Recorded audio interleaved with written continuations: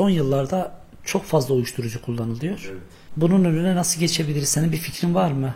Uyuşturucu Bingöl'ün hep ifade ettiğimiz gibi kanayan bir yarası haline geldi. Şimdi ben geçen bir toplantıda aslında bunu dile getirmek istedim. Konu Bingöl'le alakalı olan bir şeydi. İşte Bingöl'ün sorunlarıyla alakalı ben de gitmiştim oraya. Ya Bingöl uyuşturucudan arınması gerekiyor. Bingöl'de ciddi anlamda bunu mesela araştırmacılara sorduğunda ailevi sorunları olanlar, işsizlikten veya işte psikolojik sebeplerden kaynaklı uyuşturucuya düşen evlatlarımızı görüyoruz. Ve Osman gerçekten de diyorum ya memleketin çocuklarını kendi evladın gibi görmediğin müddetçe o kanayan yarayı kapatamıyorsun. Ve bu hususta da uyuşturucuda biz bunu sağlayamayız. Mesela deve kuşu gibi kafanı kuma gömemezsin. Bu gerçekten toplumsal ciddi bir sorun. Ve bunu sadece devletin yetkililerinin, siyasetin, bürokrasinin bu işte öncülük yapması muhakkak ki gerekiyor. Lakin vatandaş olarak bizim de bu bir şeylerin ucundan tutmamız lazım. Evlatlarımızın elimizden kayıp gitmesine müsaade etmememiz gerekiyor. Uyuşturucu belirli bir müddet sonra artık